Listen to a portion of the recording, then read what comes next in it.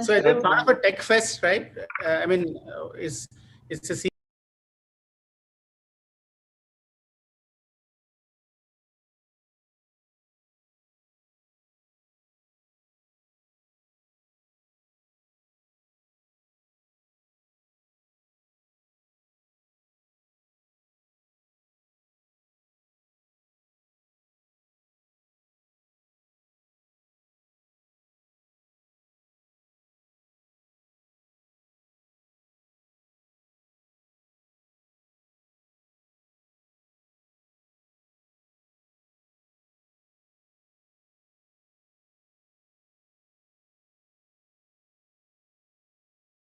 So it's part of a tech fest, right?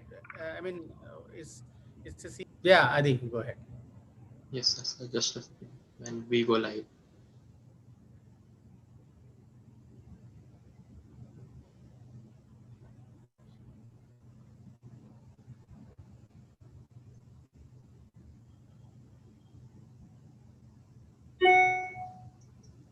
Adi, you can start your live.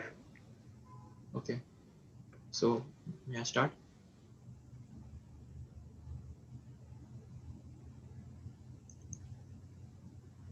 Do I start, Mohan? Yes, you start, Yeah, please. you can start. Okay.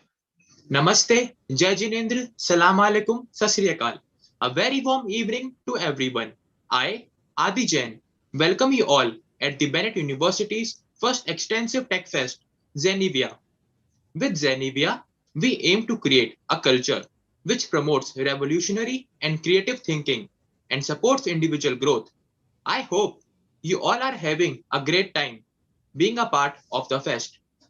Today, it gives me immense pleasure to invite Dr. Ramanathan sir, who is the Mission Director of Atal Innovation Mission AIM, which is the National Innovation Initiative of the Prime Minister and the Government of India, established with a goal to promote a culture innovation and entrepreneurship nationwide. Mission Director of AIM, Dr. Ramanan, has been instrumental in launching many nationwide programs focusing on innovation and entrepreneurship. So it was obvious, natural for being Dr. Ramanan to the session here to the talk about innovation and specifically innovation for India. Sir, I would like to welcome to our Tech Fest Zenevia. Thank you. Thank you. Thank you, Adil. And it is indeed a pleasure and a privilege for me to be able to join this particular event and this webinar on a topic that is very, very dear to me, and I'm sure which is very dear to you all. And that is the topic of innovation, entrepreneurship, and creating the Atmanirbhar Bharat that the Honorable Prime Minister in his clarion call has been making over the last several months. Why is innovation and entrepreneurship so very important in a student's life, particularly to all the young students and the budding innovators who are there? And why is it so important for the world? I'd like to delve a little bit on this, but before I do that, I do hope that all of you who have logged on to this call are safe and healthy in these difficult COVID-19 circumstances, and that all of you are practicing the necessary safeguards that are advocated by your university, your school, your students, bodies, your organization, or by the health authorities in the local government. Indeed, we are living in very, very different times than what we have been all used to in the past. A simple virus like the COVID-19 virus has paralyzed nations across the world. It has created grievous disruption to lives and livelihoods. It has created grievous disruption to supply chains across the world. It has created national lockdowns, and many of the countries are still reeling under the effects of these national lockdowns. But more importantly, it has also created a fear of uncertainty about what the future holds for us. What does a post-COVID-19 world look like? What about other global pandemics which are lurking in the horizon? What about challenges like climate change, which we have been talking about, which there is so much theoretical knowledge about, but when it strikes, how are we going to be able to respond to such an issue? What about nationalistic fervors that are gripping countries in the light of COVID-19? And that is going to be even more disrupting to economies as well as to supply chains across the world. And therefore, when we look at all of this, it is very, very important to see how we can position ourselves. You are the young students who are the future of the country, the future of the world. How can we position ourselves in a COVID-19 world and a post-COVID-19 world? But there are many, many positive things that are happening in a country like India. First and foremost, we have what they call as a demographic dividend, which is the envy of many a country. We are a very young country, and we are going to continue to remain young for the next several years. Now, that means a tremendous energy and a youthful workforce that is going to shape the nations of India as well as the nations of tomorrow. We have 1.3 billion people, and over 65% of our country is under 35 years old. Now, that's a tremendous advantage that any country can have, because the youth of the country are energetic, they are enthusiastic, they are positive in thinking, they have innovative capabilities, and they have the ability to transform their dreams into reality. Now, that is what is the opportunity in front of you. Now, the second thing that India enjoys is one of the fastest growing economies of the world. We have been growing at 6 to 8% in a world that is struggling to grow at 2 to 3%. Now, that is very important if we want to be able to give the right opportunities for innovation, for entrepreneurship, for skill development, and for being able to create the job creators of tomorrow. We want to become a nation of job creators, not just job seekers. And a nation of job creators gets created when you have a growing economy, and the potential for the growth of that economy is enhanced because of a young population. A young population is always an aspiring population. And when you have an aspiring population, you have the ability and you have the reality that everyone is going to aspire for a better life, better quality of life, better access to healthcare, better access to education, better access to jobs and livelihoods. So when you're looking at that, then you have the opportunity for growth. And when you have the opportunity for growth, you have a tremendous opportunity for entrepreneurship and for innovation to make an impact. The third important fact that is going in the favor of our country is, and the favor of the world, I would say, is that technology is changing the very shape of the world that we are living in. Technology is changing the way you are experiencing the world and the way the world is experiencing you. Technology has become affordable, accessible, available, and advanced. You have 3D printing, which is revolutionizing the way you can conceptualize, design, prototype, develop, and manufacture a product right in front of your eyes using an affordable 3D printer in the Kirana store that is there next to our house, or even from your own home. You are having the ability to use robotics to drive the next level of productivity and automation across the world. You're having cloud services, which is enabling you to reach your product, your service, your imagination to any other part of the continent or any other part of the world. You can create products in Salem and sell them in Seattle, or you can create the products and services in Sikkim and sell them in San Francisco. Products from Jodhpur can reach Japan, or products from Kashmir can reach Kanyakumari. That is the opportunity of digital reach and digital transformations that is being enabled in today's world. You're having 3G, you're having 5G technology, which is enabling you to communicate large amounts of data. And you have sensor technologies, or IoT technologies as they call, which is getting embedded in man, machine, soil, space, in virtually every little aspect, whether it is plant or device or the human being, so that you can collect valuable information, collect valuable data, and you are able to process this data at lightning speeds using advanced computing, supercomputing, or nanocomputing technologies. And you're able to ensure that leveraging big data and analytics or processing capabilities that nanocomputing and supercomputing are enabling, you are now in a position to be able to create solutions and decision-making systems using artificial intelligence. You see, AI was always there in the world a long time before we are talking now. But today, AI has become a reality because of this powerful convergence of computing, communication, sensor technologies, and processing technologies. You have biotech and DNA, genome technologies, which is changing the very shape of healthcare. Now, this is the world that we are living in. And all of these technologies are becoming affordable, accessible, available, and advanced. So you, my dear students, have the great opportunity to become the innovators of the future, leveraging our demographic dividend, leveraging our growing economy, and leveraging affordable technology. So what is the Atal Innovation Mission doing, therefore, in all of this?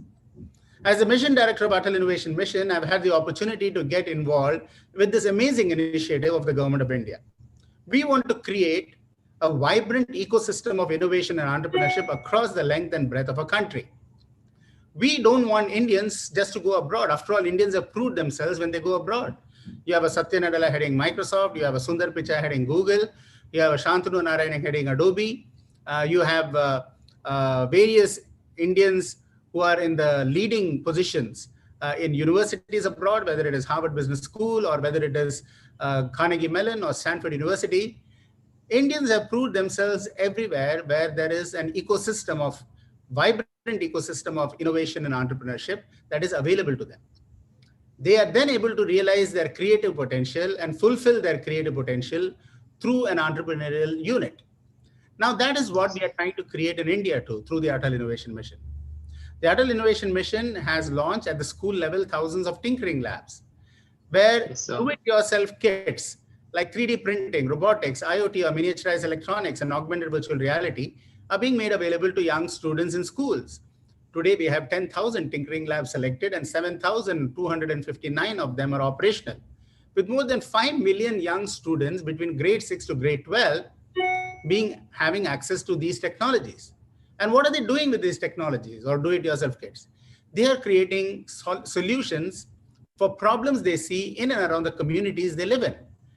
You go to the nearest mall, you go to the nearest hospital, you go to the nearest playground, you go to the nearest city, you look at problems that are there in and around the community that people are living in. And can you become a problem solver, not just a problem complainer? Can you become an innovator to create solutions for those problems? That is what we are trying to do at the school level by creating a problem-solving, innovative mindset in young students like you, so that you're not just caught up in the rote learning that is happening in schools and universities today. Everybody is trying to get good marks, go to a good university, get good marks again, go to a university abroad, get good marks again and get into a job, whether it is IBM or TCS or Wipro or whatever. We all have the great ability to become job seekers. There is no doubt about that. But can you become a job creator? Can you become an innovator is the question in front of you. And yes, you can.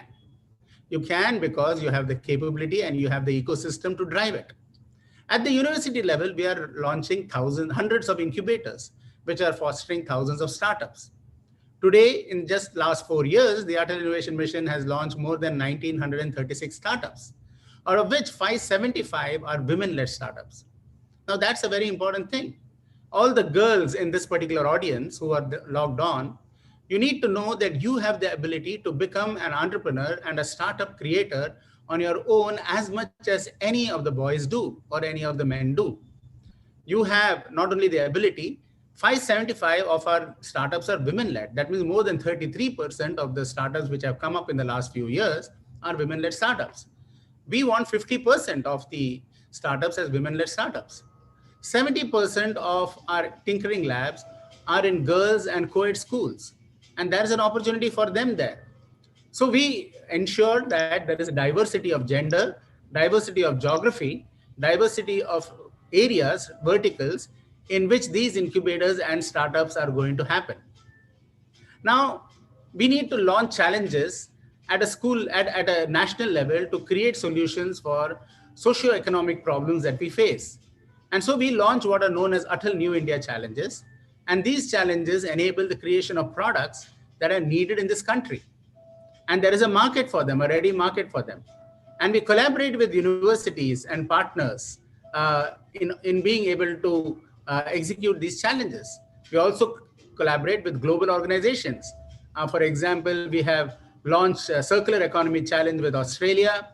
We have launched healthcare challenges with the government of Sweden. We have launched challenges in water management with the government of Denmark, and so on and so forth. So young students out there, you have a tremendous opportunity to become part of the innovation bandwagon. You should not just aspire to go to the first job that you are having. You should aspire, even if you go and become an employee in a particular company, you should leverage your inherent innovative talent to become an innovator and a job creator of the future. That's possible. You have the Yes, sir. advantage of a great academic background. And all of this has to go towards creation of the Atmanirbhar Bharat. As Honorable Prime Yes, sir. Minister said, there are 5 pillars on which Atmanirbhar Bharat stands. The pillar of demographic dividend that I already talked about. The pillar of infrastructure. We want to create smart infrastructure, smart villages, smart districts, smart cities, smart electricity management, smart renewable energies. We have 650,000 villages in our country, more than 715 districts, and we have more than 8,000 small towns and cities, and we have only 8 tier 1 cities.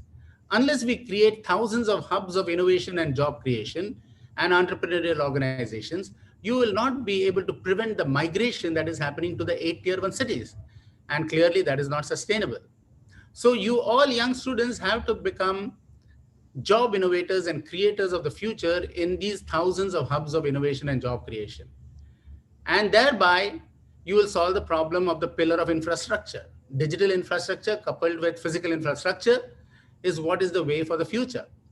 And then you have the pillar of demand with 1.3 billion people. You have so much demand in our country for new products, new services, new solutions, leveraging technology, that if you launch any idea, that will become a success.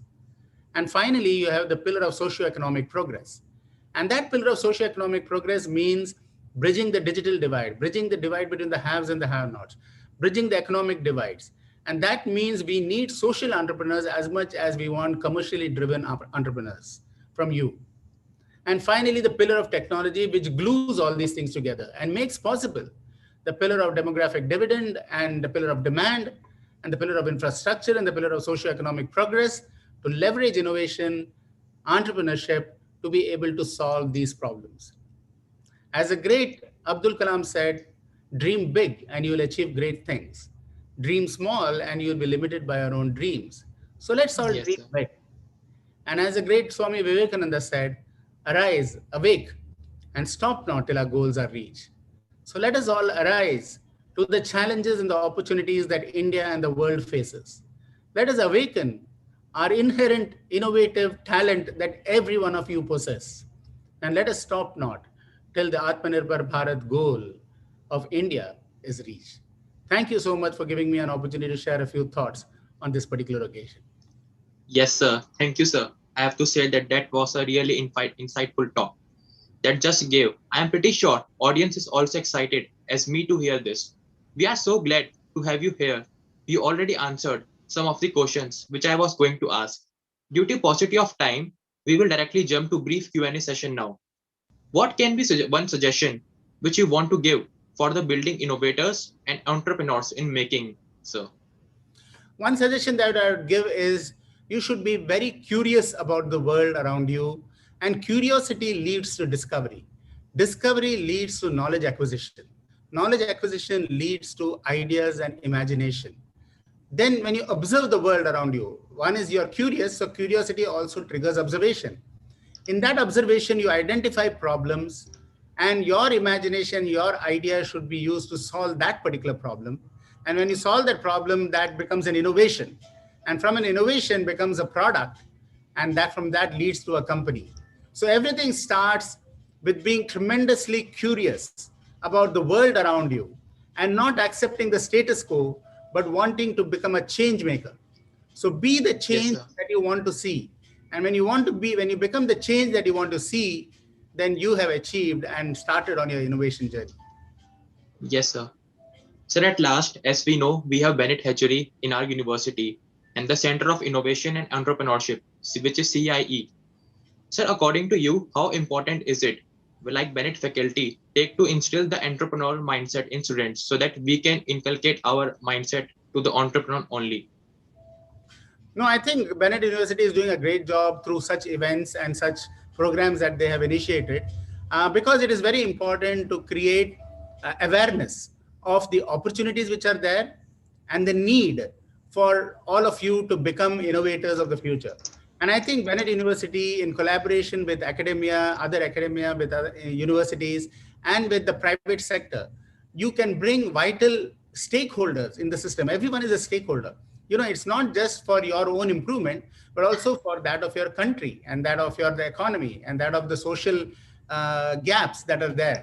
So multiple stakeholders have to come together, And Bennett University can enable these multiple stakeholders to come together and help the young students and the young budding innovators on their journey. Yes, sir. Thank you, sir. We appreciate you taking time for your busy schedule to answer our questions, of which we had many laugh. Thank you for this very illuminating session. We also wish to see you in campus, sir, once this pandemic gets over. Thank you, everyone, for joining. Next up, we have the virtual robotics workshop. So stay tuned. Thank you, sir. Thank you, Dr. Ramanan, sir. Thank you very much.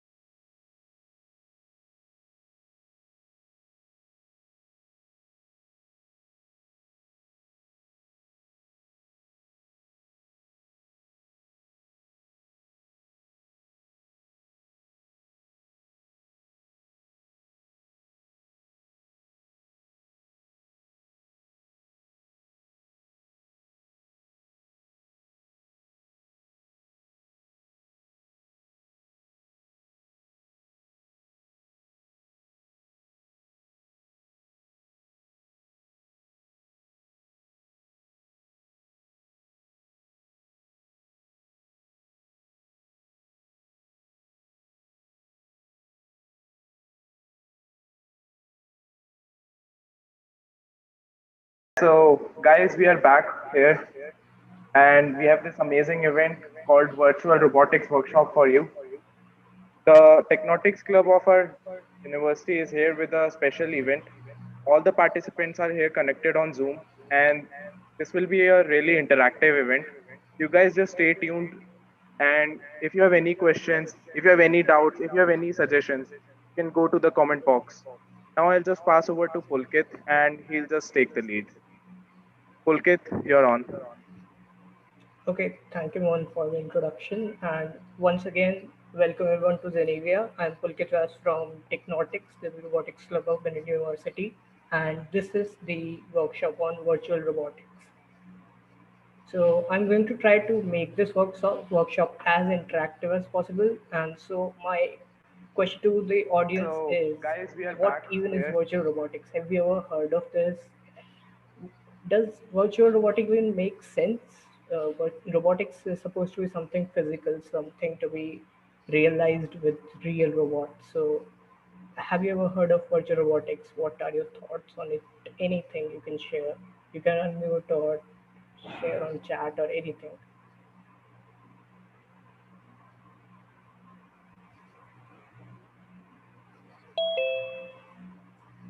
Okay, so I'll just go on with this then.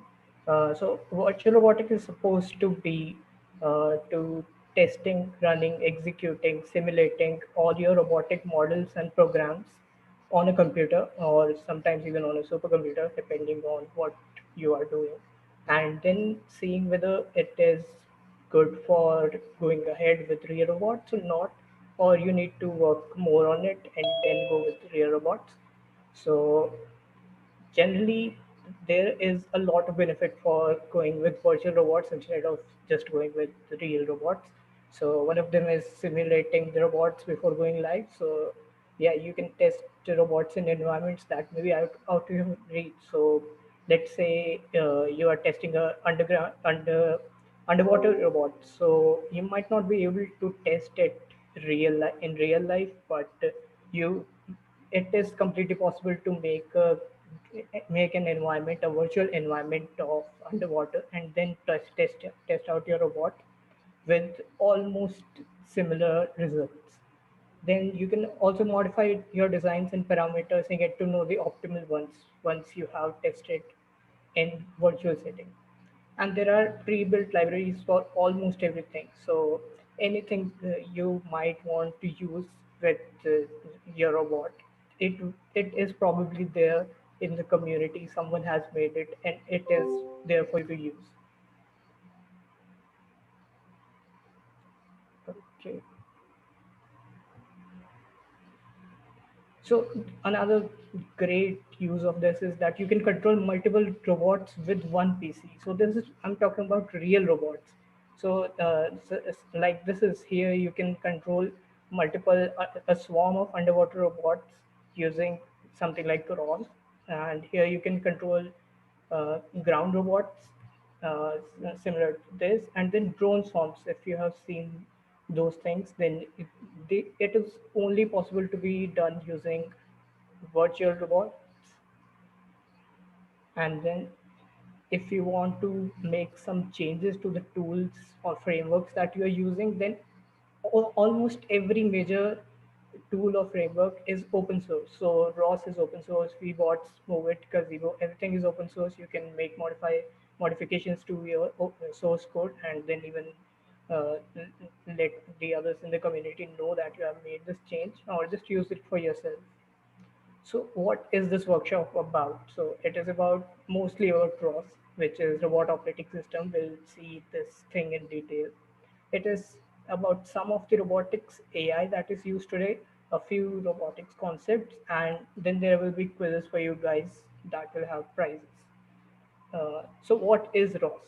So like I said, ROS is robot operating system, but it is in fact not an operating system. It is something called a middleware.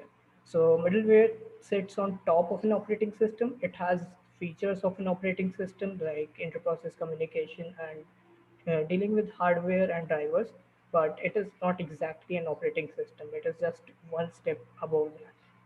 It is essentially a set of tools and libraries So we'll see some of the libraries today, and there are tools like Gazebo, which is a simulator for ROS, Move It, which is a motion planning framework for ROS, and many other like them. And what ROS offers is a middleware core. So, like I said, ROS is a middleware. So it has a core and then libraries and tools around it. It has a set of libraries, and then it is compatible with 3D visualization and simulation tools. So, like Gazebo is for simulation, Harviz is for 3D visualization and 2D visualization also, and it has open source community support. So like I said, everything in ROS is open source. Tools and libraries are made for that are made for ROS include Movit and Gazebo. We'll see them.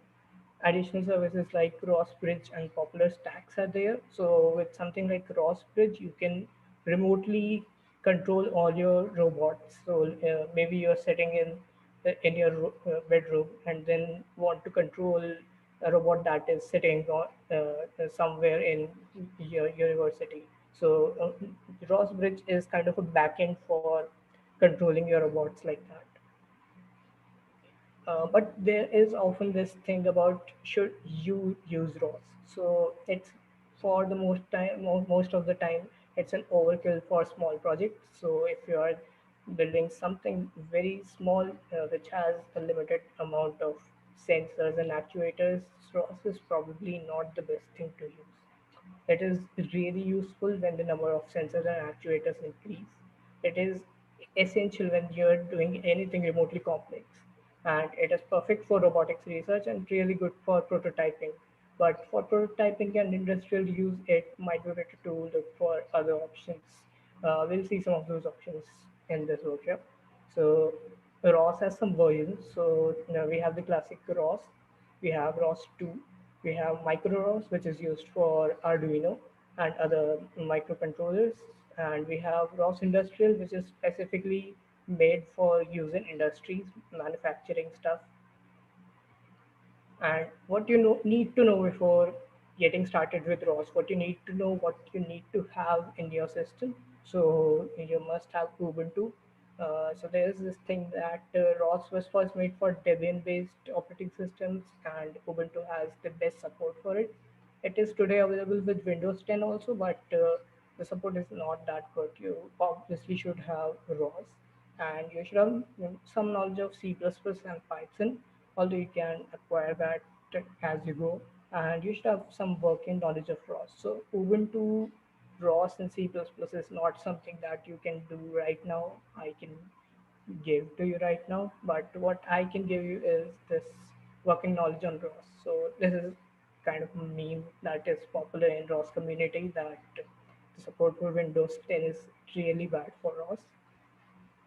So ROS has some basic concepts which includes packages. Packages for ROS are principal units for organizing software in ROS. So everything that you make, so any library that you make or any program would go in one package. Then there are nodes. So any program that is executing, running right now would be called a node. So these are processes in ROS.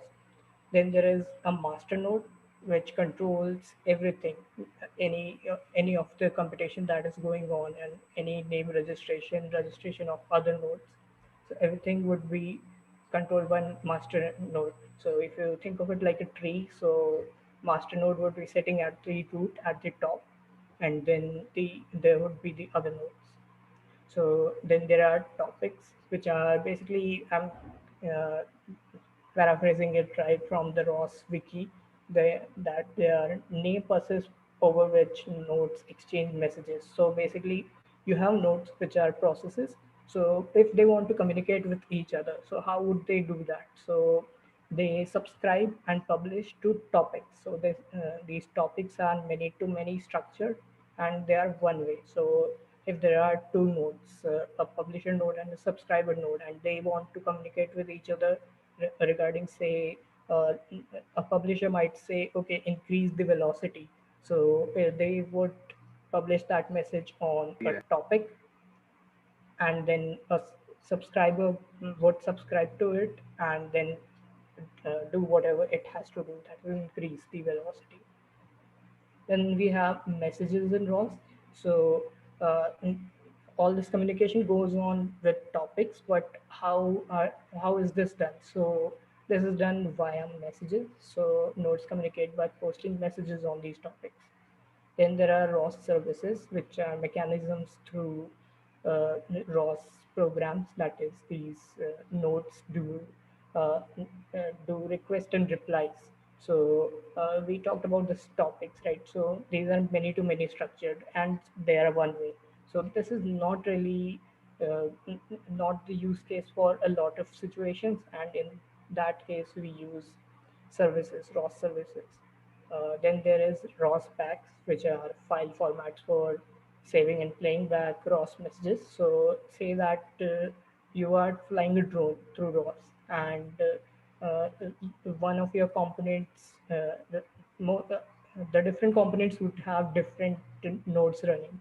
So they will send some messages, publish two messages, subscribe to messages, and then uh, later you want to see that how what did they publish and what did they subscribe. You want to see the list of messages, so all of that would be saved in bags.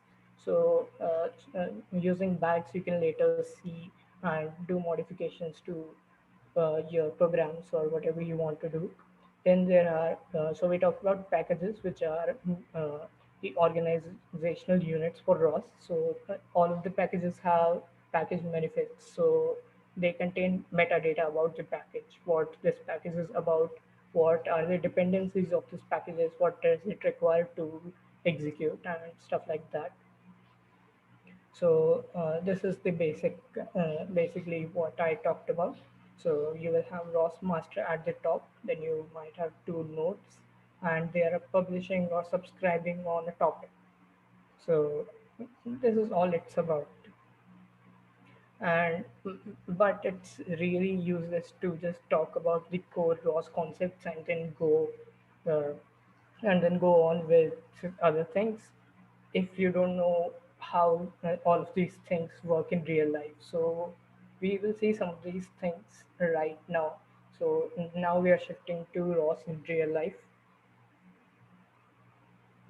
Okay, so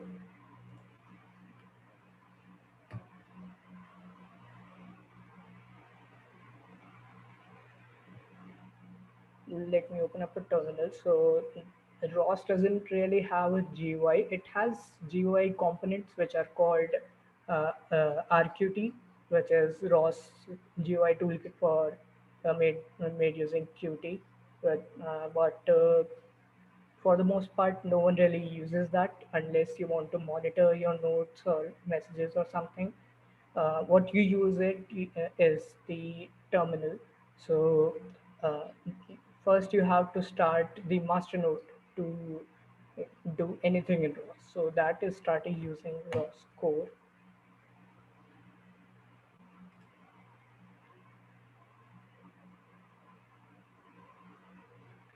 So ROS core takes some time to start. Basically, what it does is to start the ROS master. It has some process ID.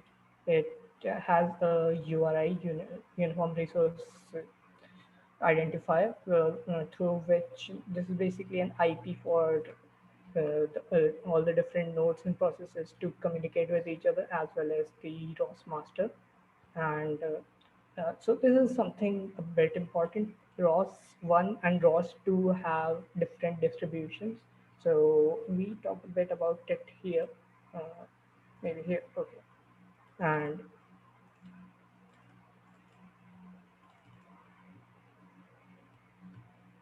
so the different distributions mark the different Ubuntu distros that uh, come every year or every 2 year, and depending on what Ubuntu distribution you have, you will have a different ROS version.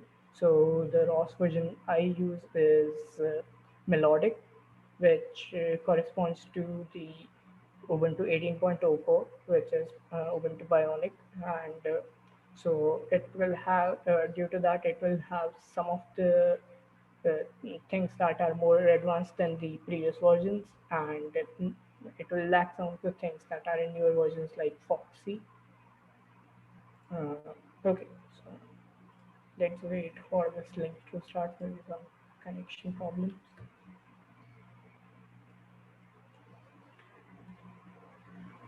Right, so now we have ROS running, the major thing, ROS core running here. So now we can do anything on ROS within, within any other terminal. So let's see.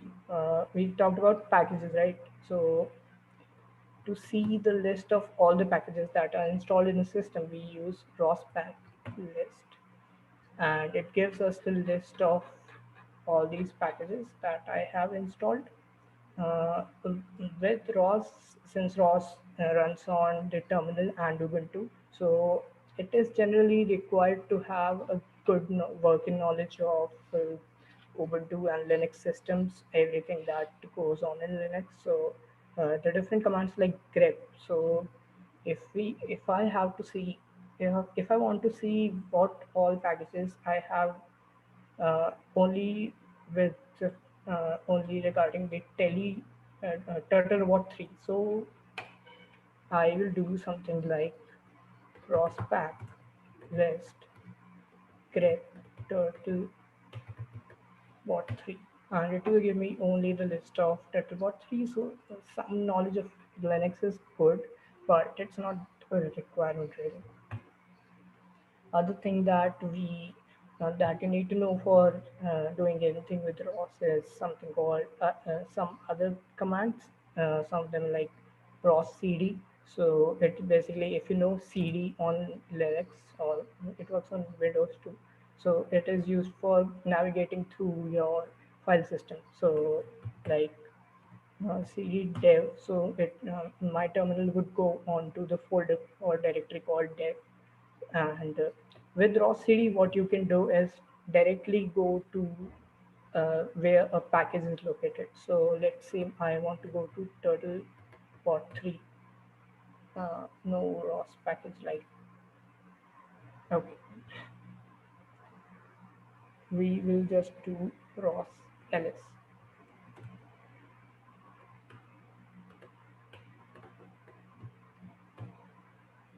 So yeah, right, okay, so we have ROS cd which navigates to this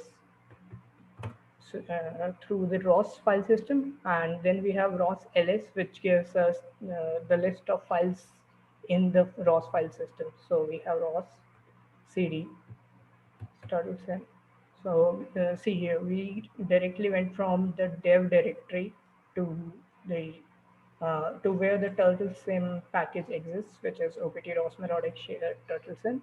And from here we can see that it has these files. So either you can directly go here.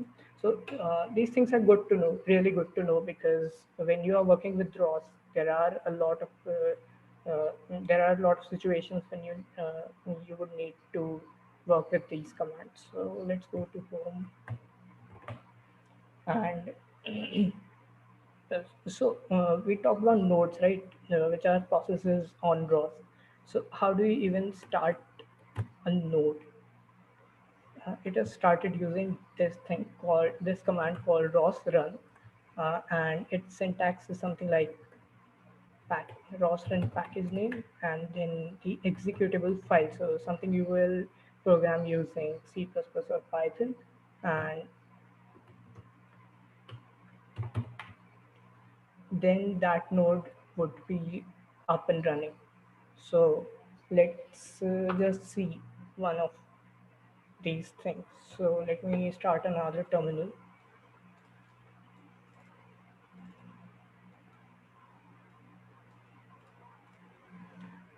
And we are going to run something called TurtleSim. So TurtleSim is basically a turtlebot simulator. It's a 2D turtlebot simulator, and what it does is basically navigate in a 2D environment. So firstly, what I said was the syntax is one thing you have to do is add the package name. So package name here is TurtleSim, and then you have to enter the executable name, which is,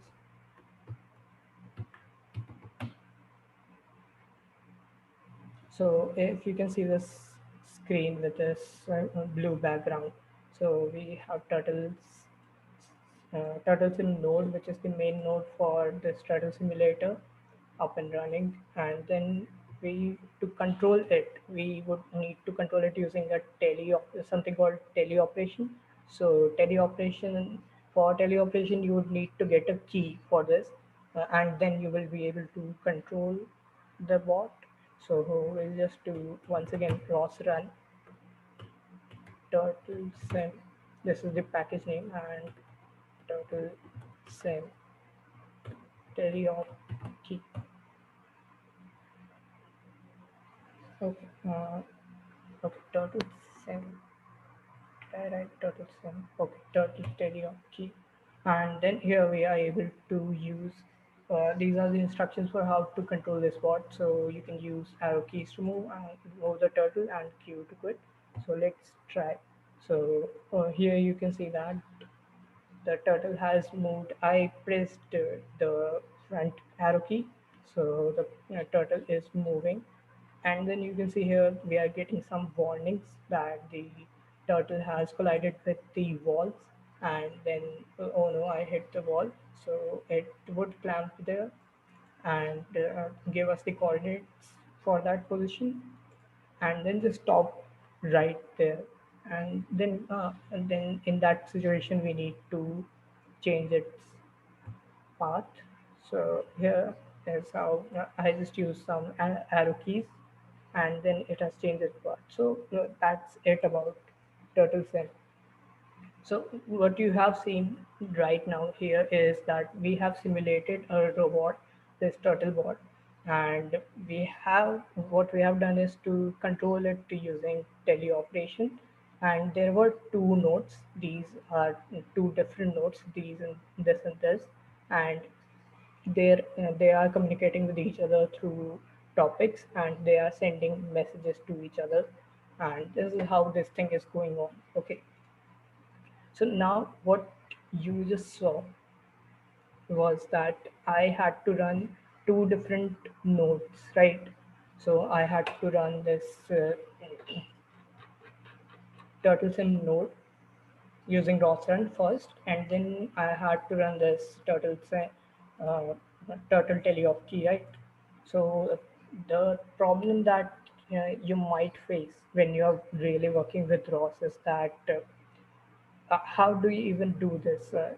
If you have to say run like 1,000 different nodes at the same time, or maybe in a sequence, or maybe in some logic, then would you really write this thing cross run, and then everything, all the nodes one by one? Will that even work? No, right? That is just too time consuming, and this is just stupid to do. So in ROS we have something called a ROS launch file, which basically if you execute just that file, then it will have descriptions of all the different files it has to execute, right? So let's go to the place where I have my ROS setup. So this place is, let's take a simple, rather simple. Okay, so these are called launch files, which you use using the ROS launch command. You first give it the launch file name, and then give it the model that you want to use. So we'll see later using Gazebo, which is the simulator for ROS, uh, as to how you can simulate different robots in 3D and 2D. Anything with that is possible. So you can have different worlds. Like I gave an example of underwater world. So in you can also have different environments. It's just not you can have an environment of space. You can have it for moon. Anything is possible with Gazebo. So let's see one different One more thing we'll see right now before.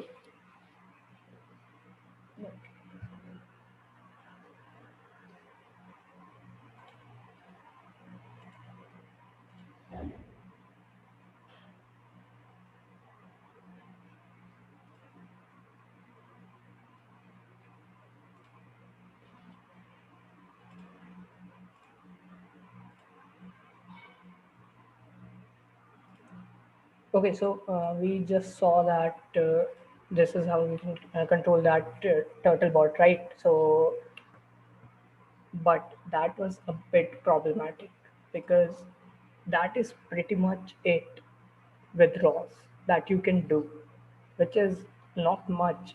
So you maybe you understood something about the different ROS core concepts like topics and nodes and everything, and maybe you did not. But this is just about it with ROS. This is all you need to know to get started with ROS, and that is the real problem with anyone learning about ROS for the first time. That it's not much that you can do with ROS if you don't know basics about robotics.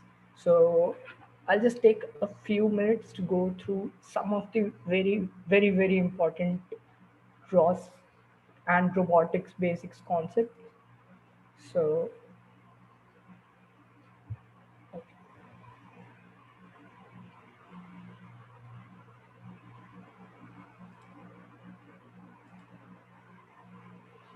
So let me share my PPT once again.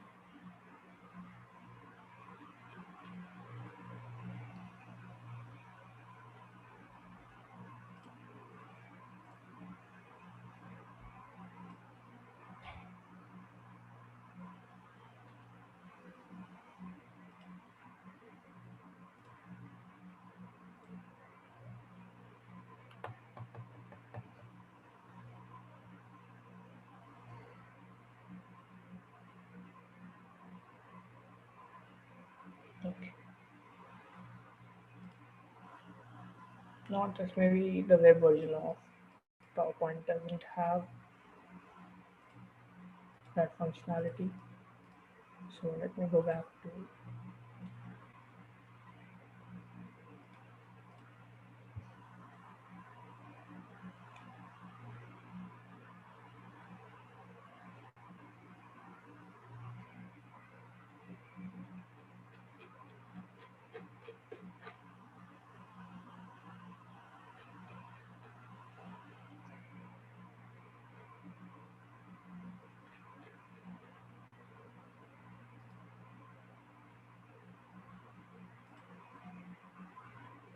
Right. So some of the basics of robotics that you need to know to even get started with ROS. And those are that what are the different components of a robot? So a robot is made up of sensors, actuators, and a brain. So sensors are basically the things that let you interact with the environment, get to know the information about the environment, stuff like it can be anything. What is the velocity of the robot right now? What is the position of the robot right now? Anything you can get with sensors. Then you have actuators, which are components that actually allow you to move your robot from one position to another. It can be about a rotation or it can be a translation. Then you have the brains of the robot, the so-called brains of the robot, which are microcontrollers. So microcontrollers like Arduino, Raspberry Pi, and all allow you to make sense of the information that you get from sensors and then take actions from that information using actuators. So there are some of the common robotics terminology that gets thrown around a lot that you need to know about before even going through all of this stuff. So one of the things like that is degrees of freedom. So the degrees of freedom of this robot is 6, or the degrees of freedom is 7 or 5 or 1.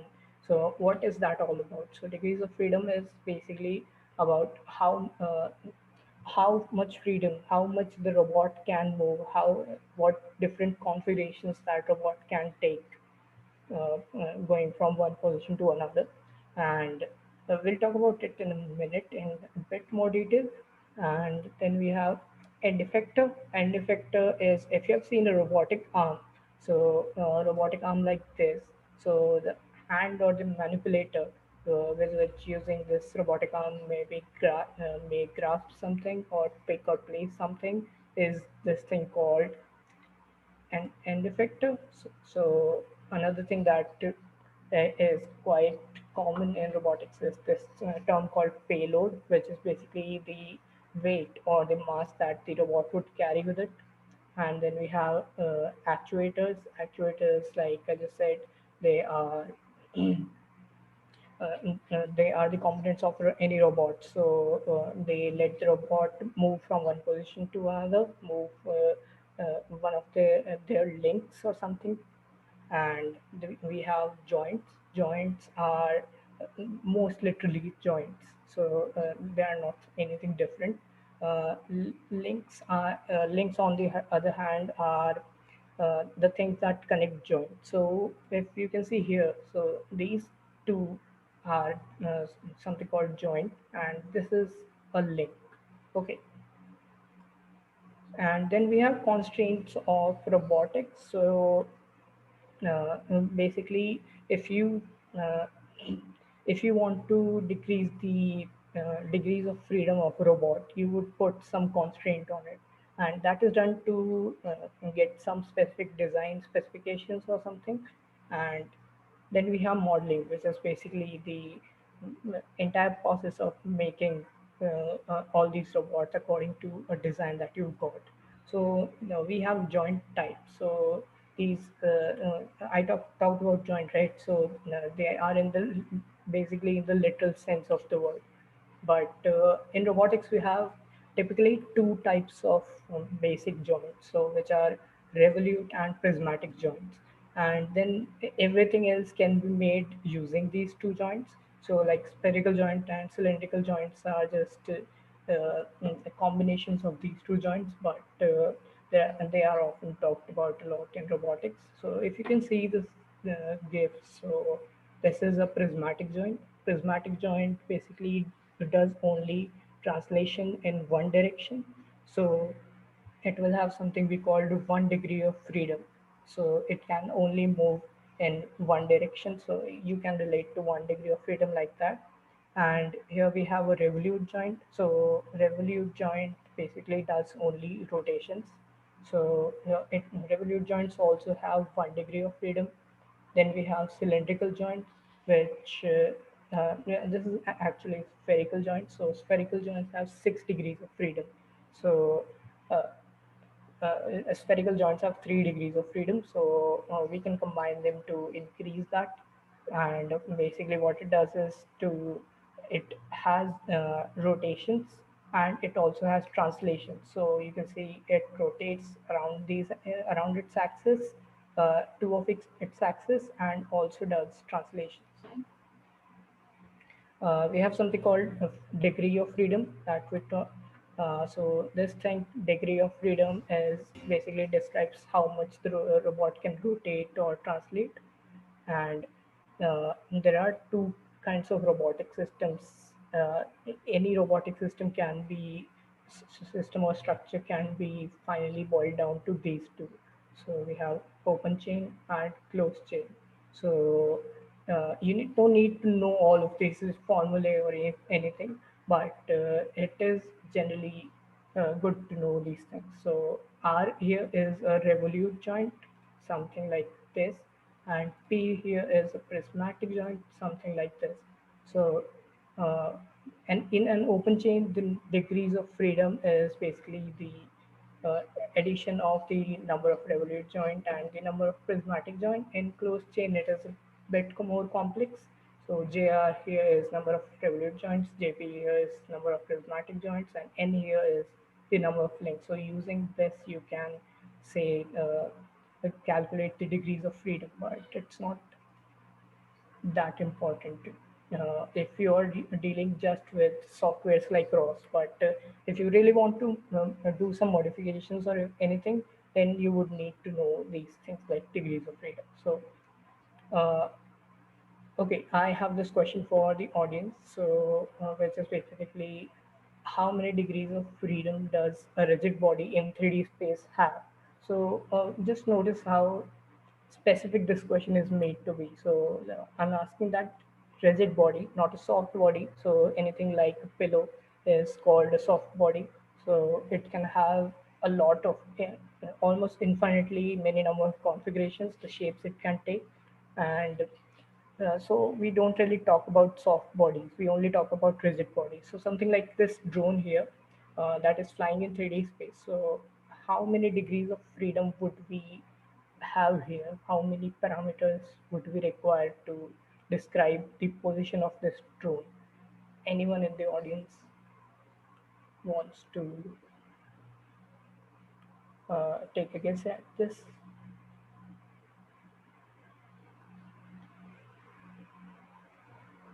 Uh, Maybe you can unmute yourself, say that it has 3 degrees of freedom, x, y, and z coordinate,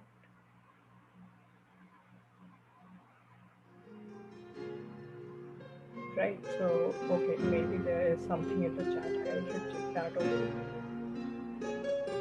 I don't know if, okay, so people are saying 6, and that is correct. That is exactly it. So, and some people might सुन ले be बिल्ले don't put your confused as to head how on this my is 6. So, shoulder ये trend uh, की चकल्लस ना किसी और बिल्ली say पे a drone is flying. Imagine that in your minds that a drone is flying in air. So how would you describe that? This is its position and orientation. So position, you can just say that this is the how much from a reference point. This is how much far it is from the x-axis. This is how much it is from y-axis, and this is how much it is from z-axis, right? But how about the orientation? So it can be tilted in one direction or other, and it can be rotating about an axis, which it probably won't, but yeah, just say that for an example. So how would you say that? So we need three angles. So those angles are rho, pitch, and yaw, or alpha, gamma, and beta in some notations. So that rho, pitch, and yaw, these three angles and three coordinates of x, y, and z in this total of 6 would let you know that okay, this is the position and orientation. This is the description of a drone. So if you want to move a drone or any kind of robot, so basically you have 6 principal movements. You can either go rotate along the x-axis, you can rotate, do a rotation along y-axis, and or you can do a rotation along the z-axis, right? So these are the three possible rotations that you can do, and then there are three translations that you can do. So you can translate along the x-axis, y-axis, or z-axis. So these are the 6 principal movements of movements that any robot, basically any rigid body, can take, right? So now when we try to go from one position to another, what we do basically is to combine these movements in something called a transformation matrix. So if we have a rotation matrix of say we want to rotate along x-axis at some angle theta, and then do a translation to along with the y-axis at to this distance. So we will have two different matrices, and using transformation matrix, we will get a final result of the matrix that we will need to follow to get to the position that we are designed to go to. So these are the rotations I was talking about. So rotations along the x-axis, z-axis, and y-axis. So okay, maybe let's see if this video loads. So yeah, see this. So this is rotation about x-axis. Similarly, this is rotation about y-axis, and there are rotation matrices, and this is a rotation matrix associated with this particular kind of rotation. And if you want to do multiple things like rotate this and then rotate like this, so you will just multiply these two matrices to get the matrix that will finally say to the robot, yeah, that this is what you have to do. So it's taking a bit of time to load, so we'll just move on to the translation. So you can have translations along X, Y, and Z axis, like I said, and I'm on 5G, but still taking a lot of time once again.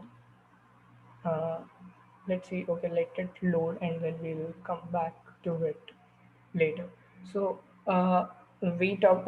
So this was Ross in real life. I did something Ross in real life, right?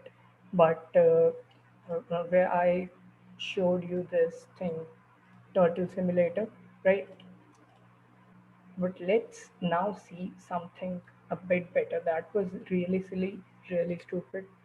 No one would want to uh, simulate or run anything in 2D. So what you really want to do see is something in 3D. So we will now see something called Turtlebot. So that was Turtle Simulator, and now this is Turtlebot. So let's see if we can get it working on Gazebo. So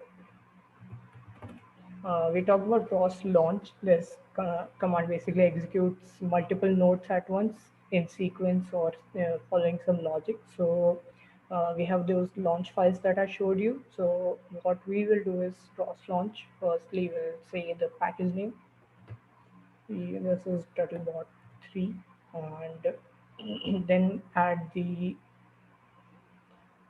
launch file, which has turtlebot 3 world dot launch. Okay. Oh, maybe I don't have the turtlebot installed here. Um, okay, turtlebot 3. Yeah, right. I don't have it installed here on this system. So maybe that's the case. Right. This is why it was not working earlier also. So yeah, this draws in real life. So we'll see, instead, we'll see something even better than the 3D simulation. So these are some of the things that some of the robots that have been made using ROS. They were first simulated in ROS, and then they were implemented in real life using real robots. So I wanted to show everything live, but I didn't have anything fancy to show. But to truly show how what you can do with ROS is to use really expensive equipments like LiDAR or some 3D printed stuff, these actuators and sensors or something. So I asked some of my friends who are working or interning at some best robotics companies and firms and some Ivy League universities to send me these things that they made using ROS there in there. So some of the things are like this. This is a trajectory planning and manipulation robot. So what this does is basically use a marker. So this is a robotic arm. It will use a marker to write ROS over this whiteboard.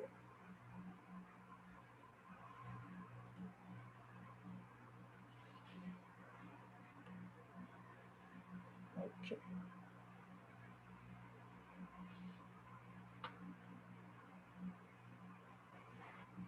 And hopefully it will, this video will start this time.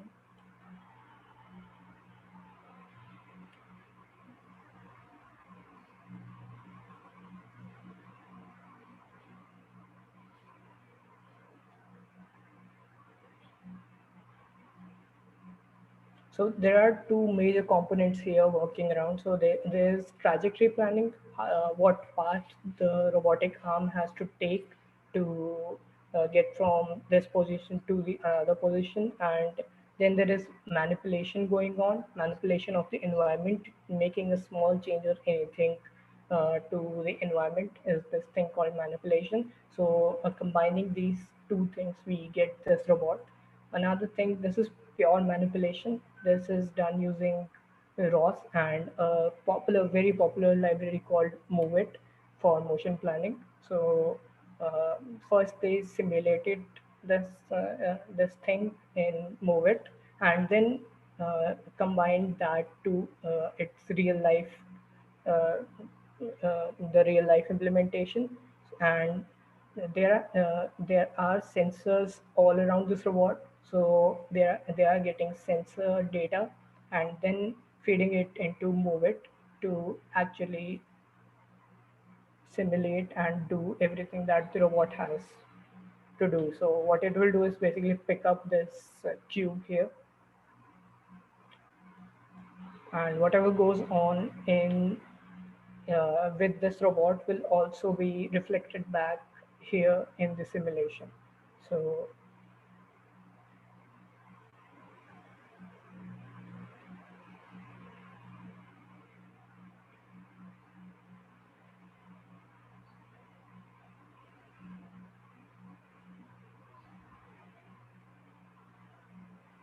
this is called manipulation. Then there is this thing called swarm robotics, which is basically controlling a lot of robots to get them to make some patterns or do collaboratively do some tasks. So these are all the ground robots here. They are basically uh, they are on the same design as turtlebots, but they have two wheels instead of the number of wheels that we can have in different implementations of turtlebot.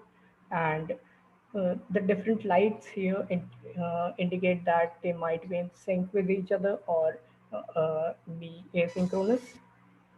So right now they are in not in sync with each other. So they have to get in sync with each other. They have to get to know each other's position in real time on only on themselves. So there is no interference from any third party or any other computer or anything. And then when they are in the same color, they will be synchronized, and then they will show that then they will be able to do any task that you throw to them.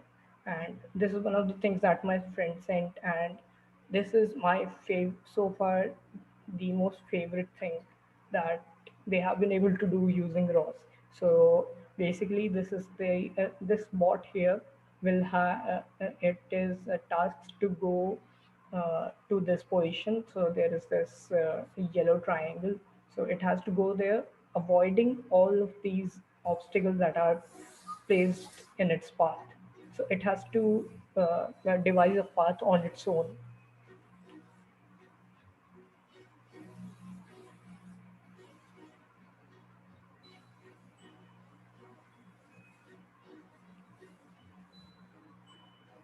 And this is completely autonomous, so there is no interference from any other third party. It's not being controlled. Okay, once again my internet is working up, so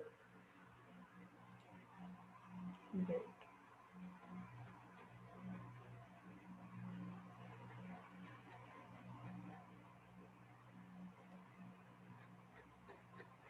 Well, let me get back to that slide once again.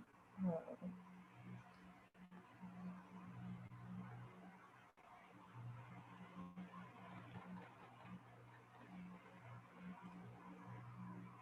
and if we can get this video started once again, so I'll just skip to the part we left.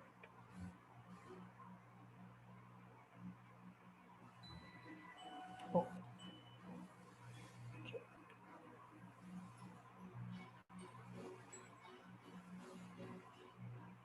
So this is using something called SLAM, which is simultaneous localization and mapping. So it is in real time, uh, localizing itself. So getting to know where it is in this entire room.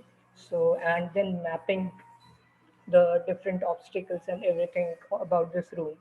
So uh, then using motion planning to some algorithm like Dijkstra's or A star to go from its starting position to its goal position. So uh, this the visualization that you guys saw, this is in done using the modded version of RViz, the cross visualization tool, and this is basically done to and then simulated using Gazebo. So these are all IP protected things, but yeah, this is how it works. So SLAM and motion planning are the two things, right? So now this is the time for a quiz. So you can either take a screen, scan this QR code, or I will also put the link to the quiz in the chat, right?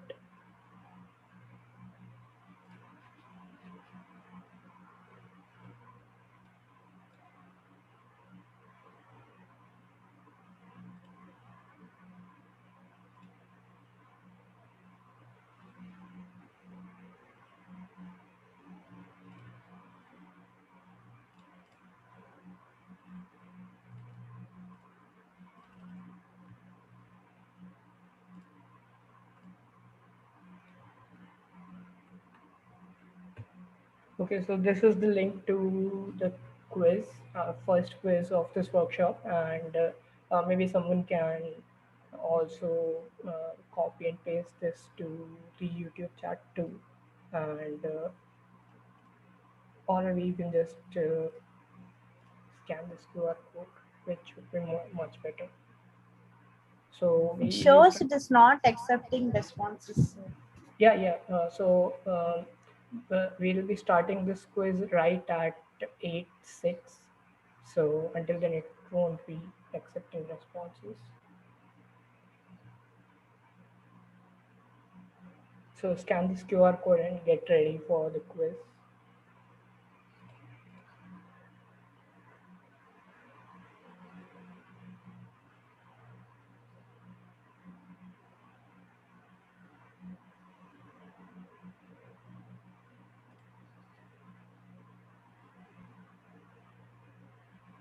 Okay, so now I am starting to accept the responses. So, right. So can anyone confirm that the quiz has started on their ends too? Yes, it started. Okay, great. So this is a 3-minute quiz. So try to be really quick, right? I should have said that earlier, but it's okay, I guess. So we'll stop at 18:09.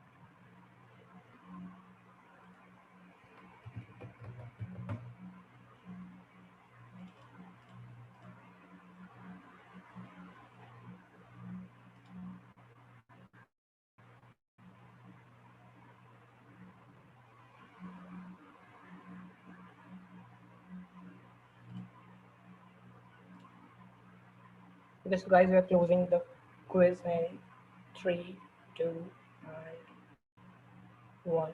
So, yep, that would be it. Okay, so we'll just resume with the workshop. And now getting to the next and probably for a lot of people the more exciting parts of the workshop. So these are some of the advanced robotics concepts. So the things that you will be actually doing when you implement robots in real life, or you will be simulating using ROS and Gazebo and all. So one of the things that you will need to know is SLAM. So this is simultaneous localization and mapping. So something that you saw in this video, what this robot did was basically run a SLAM algorithm, and it was able to map the entire environment as well as localize where it was and where it had to go.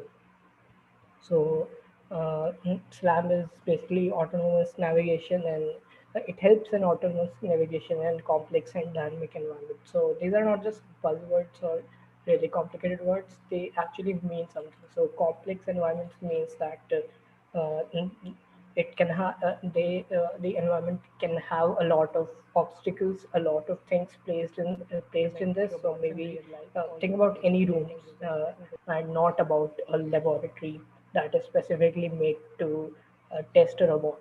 And by dynamic, I mean that those things that are in that environment, it cannot just be things. It can also be the people in a room. So they are dynamic. They are moving all the time. So still the robot has to incorporate everything like that in its maps.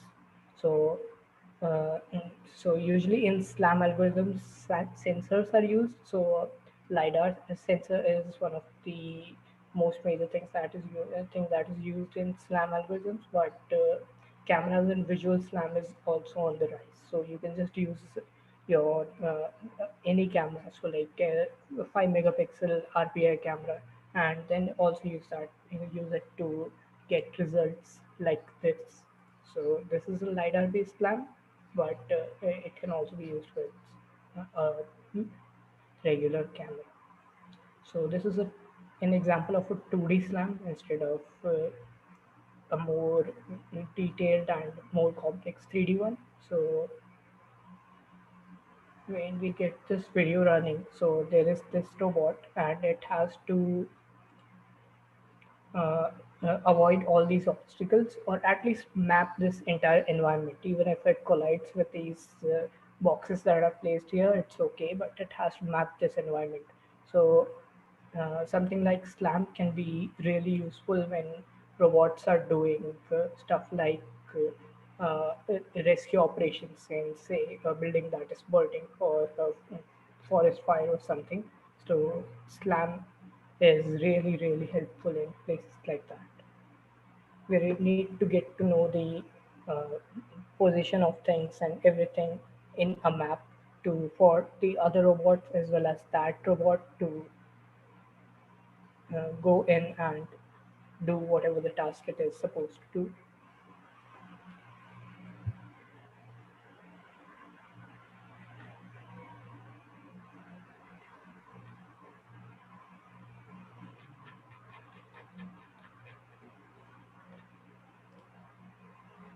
So right, from this environment, it makes 2D maps like this, and using that information, it can use a motion planning algorithm or something to plan its path, what it has to take to get to a goal position. But something like this is slammed with 3D mapping, which is also mapping the every intricacies of the environment it is in. So it is mapping the entire room, uh, point to point, about which position is at what place. So this is something really complex and really exciting. Uh, it's not a very old thing. It is fairly new. So this robot is moving in this room and getting this feed from its camera, and based on that, creating this 3D map, right? So Another thing other than SLAM is motion planning. So I kept saying motion planning for a lot of time in respect to SLAM, but in itself, motion planning is basically the planning of the motion of robots to. Uh, these are the objectives of doing that. It can be about avoiding obstacles, taking the shortest path from into positions, taking the path which has minimum cost associated with it, taking into account the designs of the robot. So different designs of the robot might result in the in taking different paths or something. So that also has to be incorporated. One of these things or many of these things. So motion planning algorithms basically help us to uh, take in consideration all these factors and then find a path that is optimal. So there are many types of motion planning algorithm, and they depend upon the need of the user. So it can be about trajectory or path. So a robotic arm would have to calculate the trajectory, determine the trajectory it has to take, or it can be about a simple robot that has to take a path. It can be about the robot is fully actuated or under actuated, and it can be about offline or real time. So offline basically means that it will calculate the path, determine the path, and map it in say that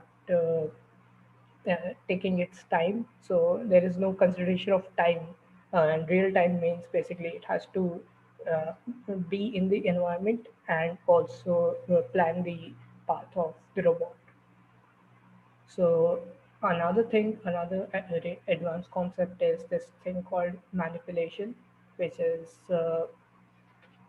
interacting with the environment to change its state. So this is a really pretentious definition. It's not that different actually. So uh, it's something like opening doors or picking and grasping objects or folding clothes or turning off switches or doing any sort of these things and doing everything autonomously is called manipulation. So it might feel like this is really simple, but manipulation is actually a fairly new concept, and we have to use uh, some of the cutting edge research to get even the simplest things done. So this is one of the examples of manipulation, and let's see if the video loads for this.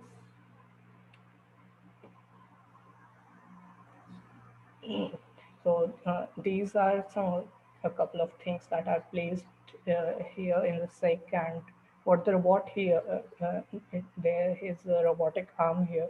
What it has to do is to pick up these things, decide what thing has to go where, and accordingly place it at that position. So it is placing all the red cups here, and all the fruits and these green cups here.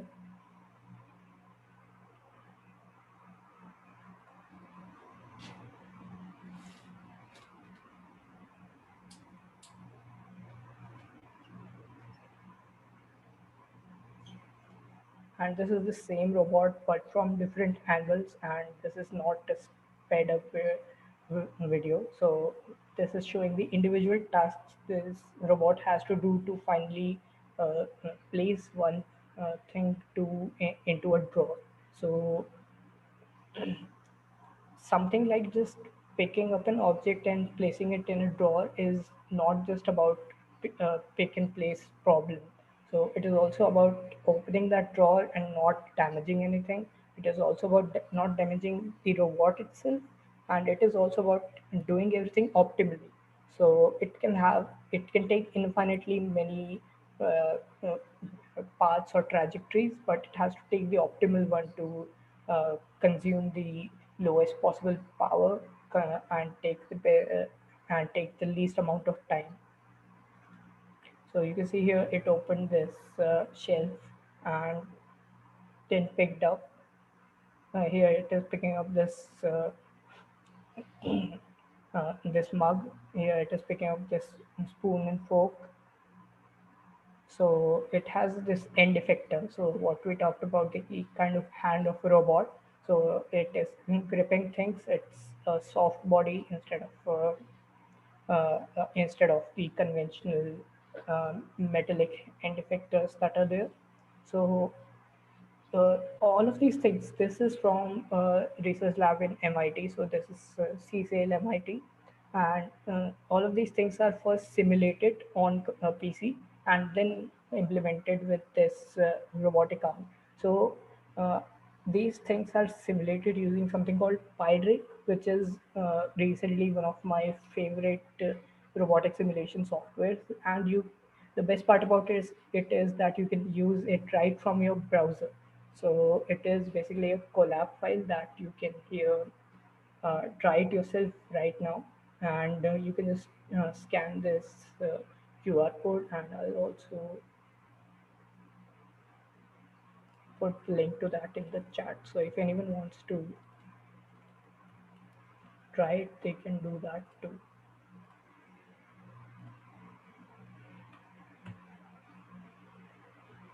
Okay, name of the simulator. So this is let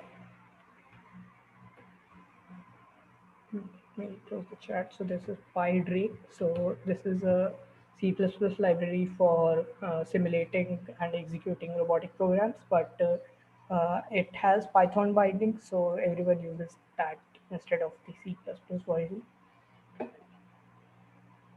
So I put that in the chat also. You can use this QR code, and let's move on to the next part of the workshop.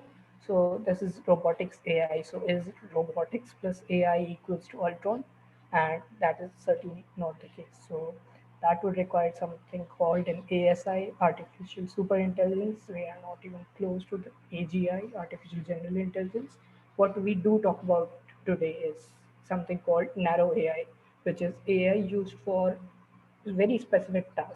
So, in in respect to robotics, the kind of AI that is used is in the more common stuff like localization using Kalman and particle filters, in search algorithms like motion planning algorithms that we saw, and in SLAM also most of these components use some kind of AI. And then there is supervised learning, and we have reinforcement learning. So this is more or less all of the AI stuff that is used in robotics today. And talking about supervised learning, so we already talked about search algorithms and SLAM. So let's move on to supervised learning. So in supervised learning, so this is basically a type of machine learning where we map the input to output based on some of the things that it has learned from the examples that we gave it to the learning algorithm while it was training. So what it means is that you tell the learning algorithm, give the learning algorithm a data set of this is the right thing to do, this is not the right thing to do, label all the data points, everything, and then the algorithm makes sense of that data and finally captures all of that data in a model of what you might want it to do, the task that you might want it to do. And some of the examples of that is object detection, semantic segmentation, and NLP. So, okay, let me refresh once again. I will go back to slide.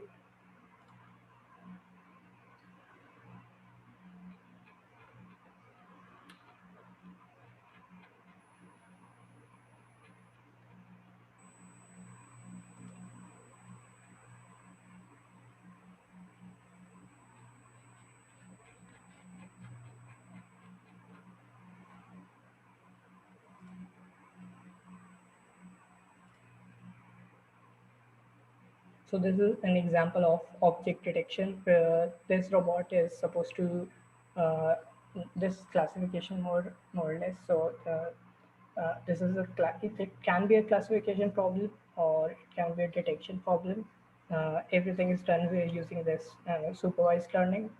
In robotics today, there are unsupervised learning algorithms too, but robotics these days only use supervised learning. So it is basically differentiating between this can and this class, and then based on what it finally determines, it might have to do some tasks. So This image below this is about semantic segmentation, which is basically to get a scene, capture a scene, and then differentiate, segment the different components of that scene, the different objects that there might be in the scene. Something that is a much more common and much more popular in robotics is this thing called reinforcement learning.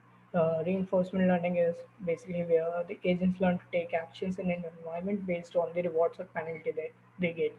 So this is something really intuitive to us whenever we think about AI or basically intelligence. So this is just like playing a game for the first time. So when you are playing a game for the first time, you will try something, some actions based on some intuition that you might have from playing other games. And then if you get a reward, then you will continue with that. And if you get a penalty, then you uh, might change the actions that you are taking. And this is basically reinforcement learning is all about. So learning from real world can make the robots perform better in long term. So basically, robots are learning all the time. So whenever they are getting feedback from the environment that this is the right thing to do and this is not the right thing to do, and so they incorporate all of that in their final model and then go on with this.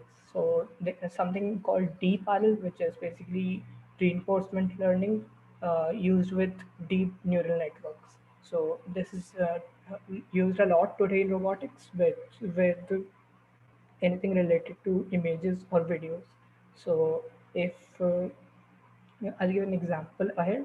So okay, so reinforcement learning can be used for all of these things. So like learning to walk, learning to put in place, or learning motion of an arm, learning to fly, learning to avoid obstacles and navigating autonomously, learning to assort, categorize or things or devise some kind of mechanisms for doing the task. So all of these things are examples of what you can do with reinforcement learning. Okay, there are supposed to be three GIFs here, but showing here, but not for some reason here. So there are three GIFs which are about a drone learning to fly. So with reinforcement learning, a drone can say that, okay, I have to uh, uh, fire up this propeller or not fire up this propeller at this speed. And then based on the rewards that it might get, it will finally learn how to fly. Okay, and similarly it can be about learning to walk. So mm, there was this spot robot from Boston Dynamics that learned to walk on its own in just 80 minutes. So that was something really amazing because learning to walk, especially on four legs, is something you would have to incorporate in a robot by programming everything. But that is a really challenging task because even animating, walking, and these things are really difficult, and to do anything robotics related is even more. But reinforcement learning really helped in this. So a subfield of reinforcement learning is this thing called imitation learning, and this is one of my favorite things. So, and this is really once again very intuitive.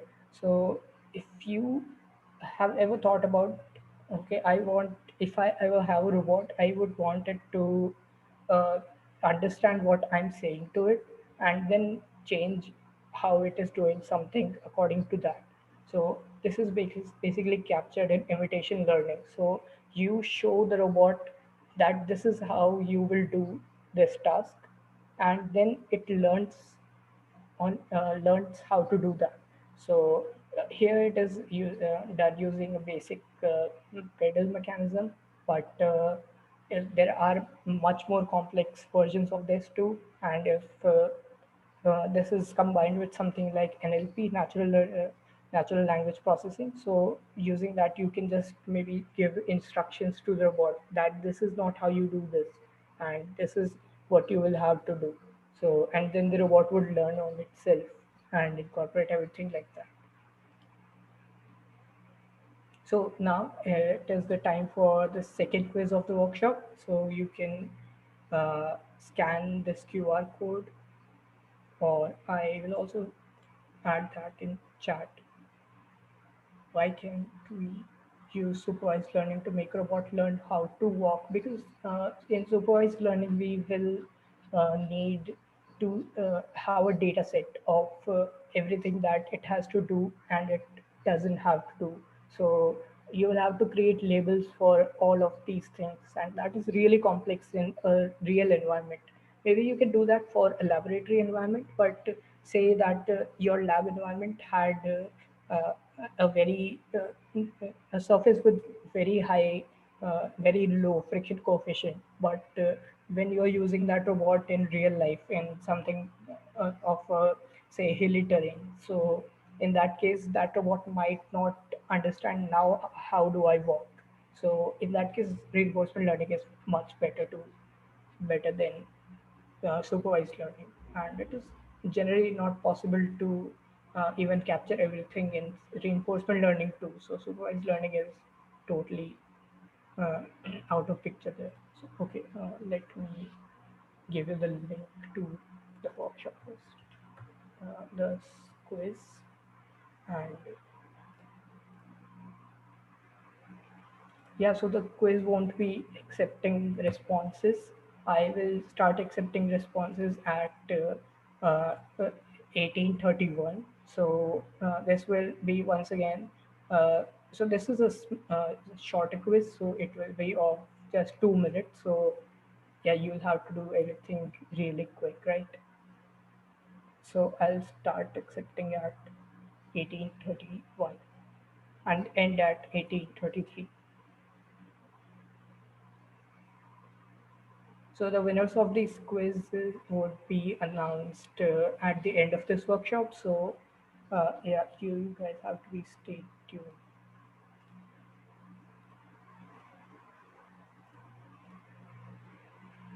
Yeah, so the quiz now taking responses. You can start now.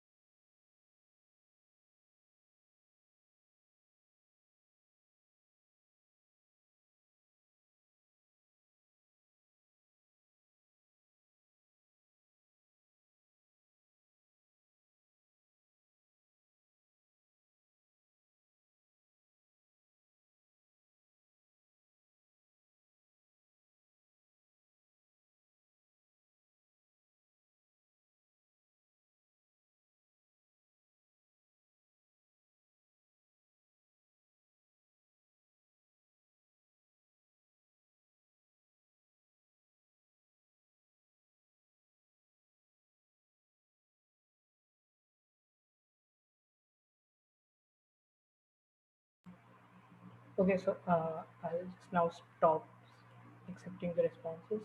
Right.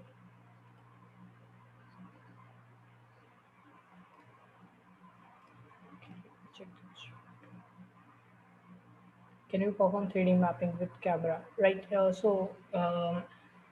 There are three different kinds of this mapping algorithms, and there is this thing called 3D reconstruction, which is basically it takes everything about an environment and then maps and then replicates the environment uh, to the highest extent it can.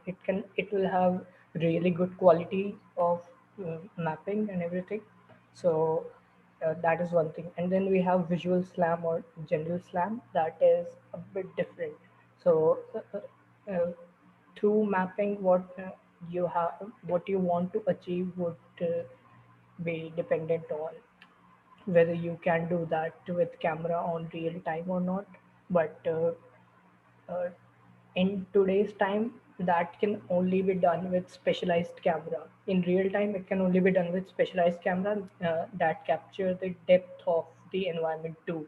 So they are uh, they are RGBT cameras, so they capture all the colors plus the depth of all the things in the environment. So yeah, you using RGBT cameras, you can do 3D mapping in real time. Or in case you don't have the constraint of real time, you can always use algorithms in of the kind of 3D reconstruction.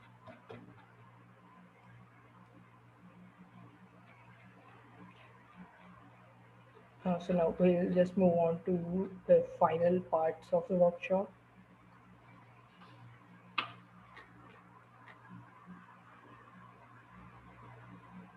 Just as my presentation starts loading.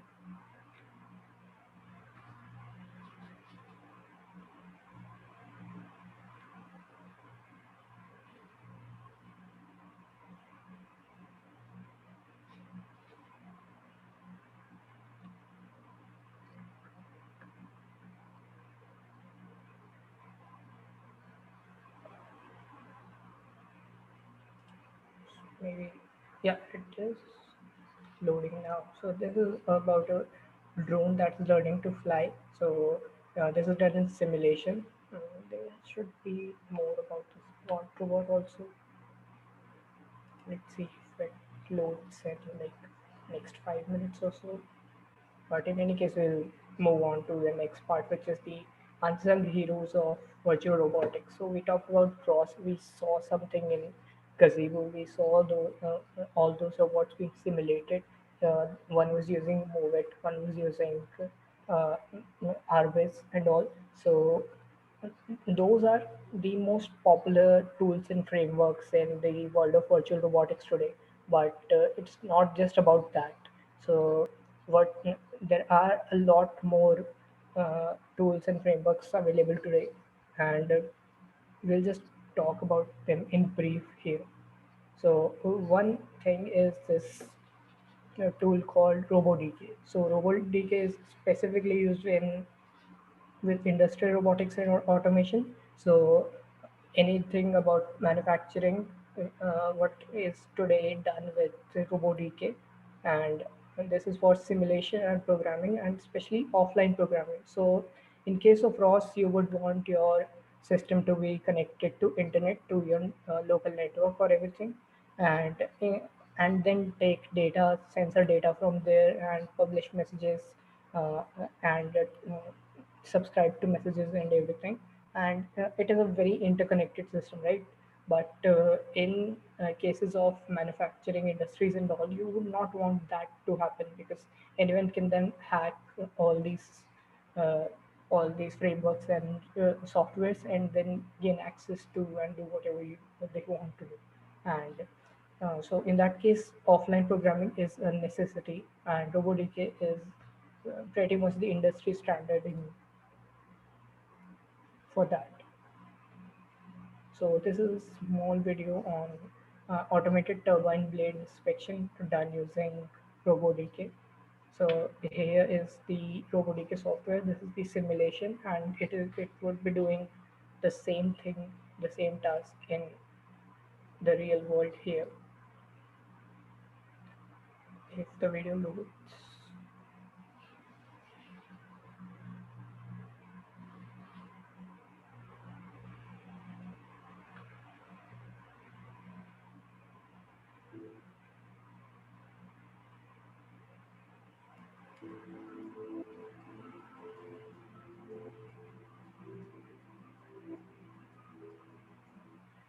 So really sophisticated tasks also can be done with done using Robotic and any kind of thing that robotics involved in industries you see, there is a good chance that Robotic would be there. Another thing that is not talked a lot about, but it is really efficient, it's really great, is this Isaac simulator from NVIDIA, which is a world simulation platform, just like Reboot and Arvis. And it is one of the best AI simulation softwares today. So it has all the support from NVIDIA's physics engines and all the support from NVIDIA's Jetson range of products and everything. And it has the best and most realistic physics and ray tracing. So, I mean, that becomes obvious with the name NVIDIA. And this is a small video of the simulations that you might see done with NVIDIA's Isaac simulator.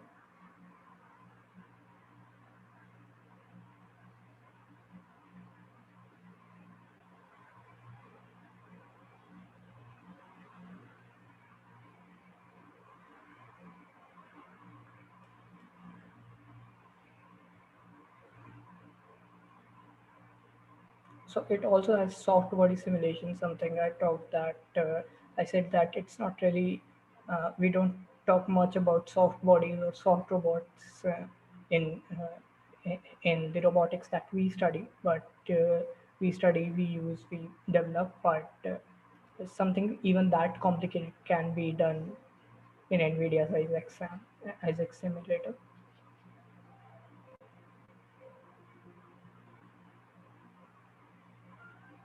And there are some worlds and some pre-installed configurations there. So it has path planning algorithms pre-built uh, in its system. It has warehouse simulations and everything pre-built.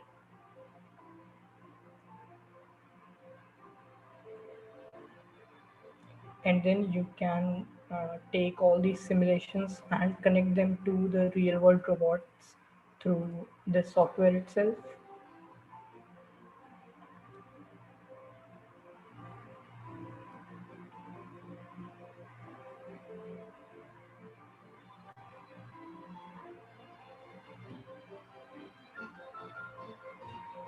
Which you can see here. So all of these robots are actually being controlled in real time using NVIDIA's Isaac Sim.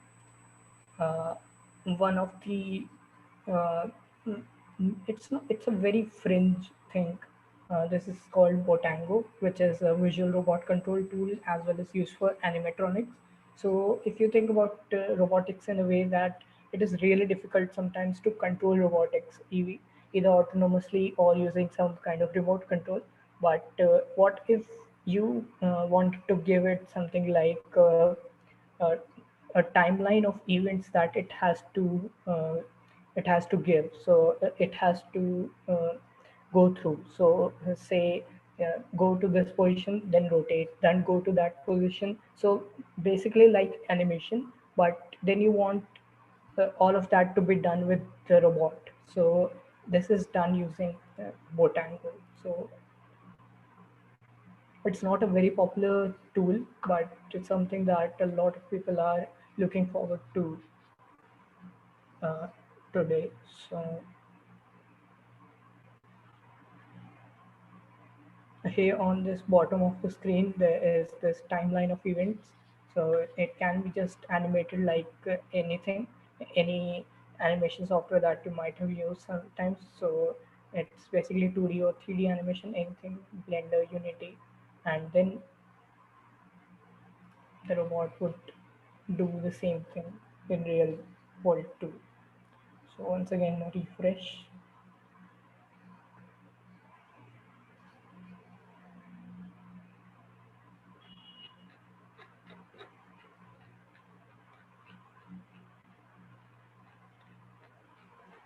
We can get back to the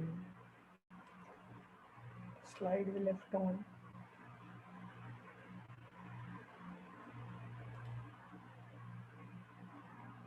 Okay.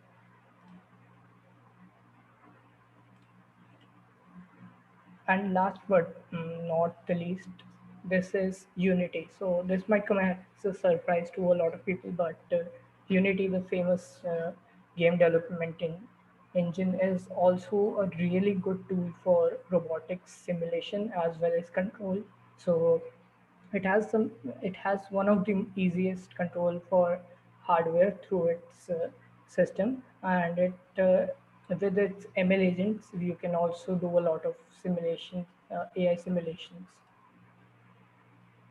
And using Unity and TensorFlow, someone did this simulation and then actually a real world implementation of this robotic arm.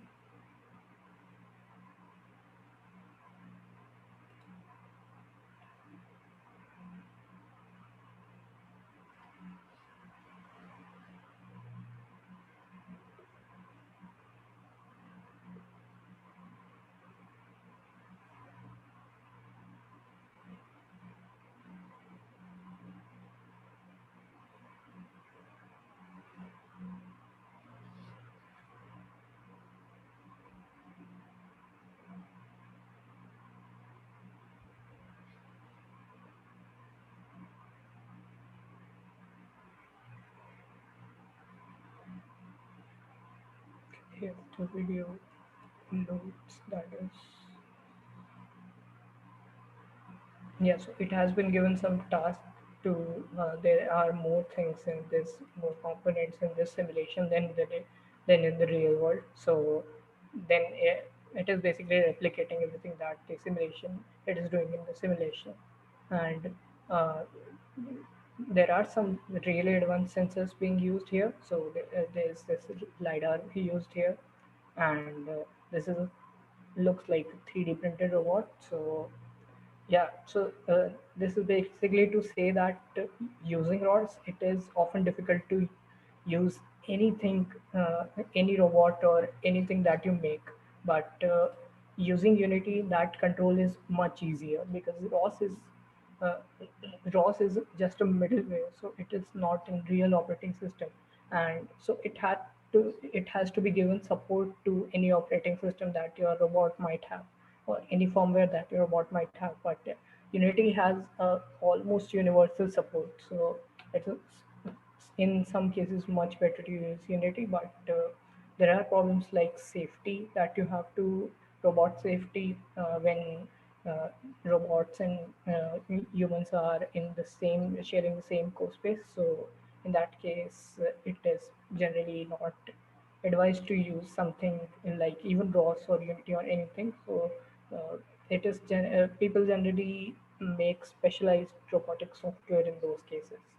So yeah, that is, and we're reaching the end of the workshop. So any questions, anything, you can unmute yourself, add it in the chat. I'll be taking every question now.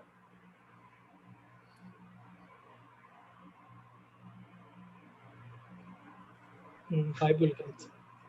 Yeah. Manoj. So you talked about Unity and you compared it with ROS. So what about how does ROS compare with other platforms? And if they are so accessible, why aren't we? Why is the major development still going in ROS? Uh, Firstly, there's this thing about what is popular will be used much more than what might be more efficient. So that is sometimes the case. And then there is this thing that these are very specialized platforms and specialized tools. So robotic is uh, mm, for the most part only used in industries. Botango is still it's in very development in the development stage. NVIDIA Isaac Sam is being used by a lot of people, but still it is an overkill. So for NVIDIA Isaac, something like this, you would have to have NVIDIA Jetson Nano or something that can actually simulate AI. So it must have those tensor cores and everything, and only then you will be able to use it. So uh, all of these things are very use case specific, but ROS is uh, the jack of all trades.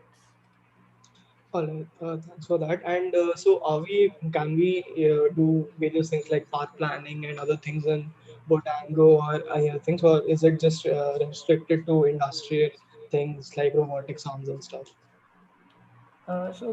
In like Botango, any robot that you simulate in Botango would have to have its motion planning algorithms already in place, or you have to write everything, all the code for it. So it is very use case specific once again. And the code that we write, is it a specific language or is it a generic thing? I mean, what language? It's language agnostic for the most part. So even in ROS, ROS is mostly language agnostic. In Botango, uh, there is development going on in to make it language agnostic too. But yeah, it depends on what version, what use Uh, you are doing. okay, so I mean, I don't know what the meaning of language agnostic is. What does it mean? Oh, sorry. Agnostic. So language agnostic basically means that it doesn't care what language you are using. So it could be Python, it could be C++ or anything, and then it would do the same work as well. So it doesn't make you use any particular language. All right. Thanks for that. Yeah. So anything else? Let me check the chat too. For step-by-step learning robotics, any good references? Yeah, right. So uh, we have this tradition of giving references and resources and everything after every workshop. So I will give you one link where you can go for go and check out all the a list of a compiled list of all these resources. uh, yeah, I'll give it shortly. And can we simulate industrial robots like KUKA by the help of this type of simulation software? So, for simulation of any robot, you would first need to see if the model of that robot uh, and the programs and different whatever tasks you want to do with that robot. So, are the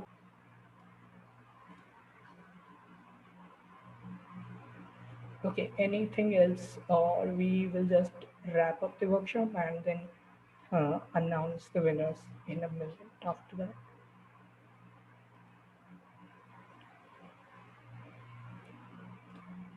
Chat. So, in one of the previous workshops,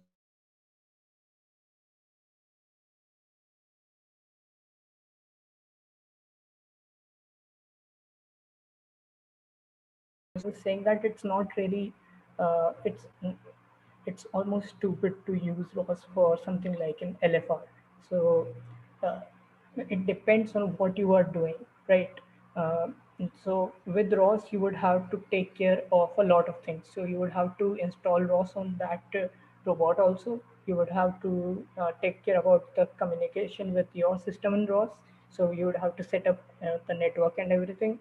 You will have to write all the programs for doing even the smallest of the tasks, and you will have to write fault fault tolerant measures and everything. So it's generally preferred not to do any small tasks with ROS, but you can do, in theory, you can do anything with ROS.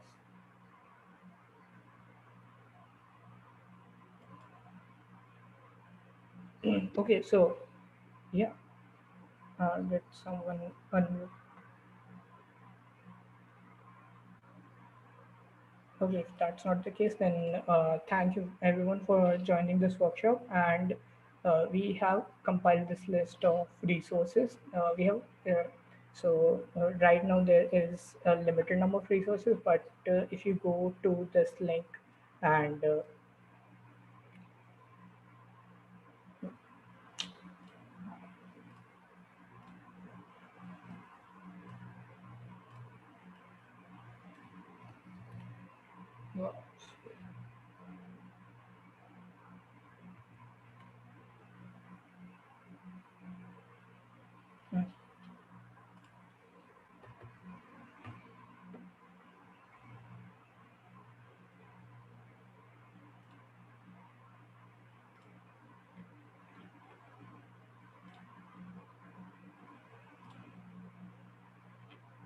Okay, can anyone confirm if this link is working? If this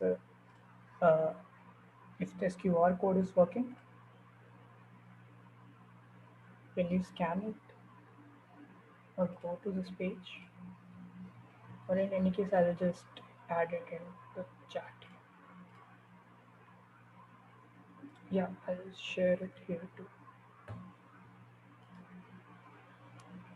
So you can just do a watch and star this repo.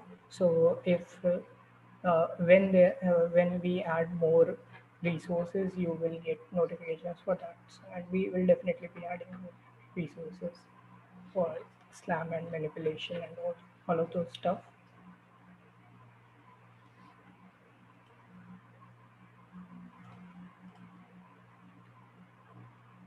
Yeah, so that would be the end of this workshop. So okay, you guys have to stay here for like a minute until we announce the winners of the quizzes. Okay, thanks a lot, man.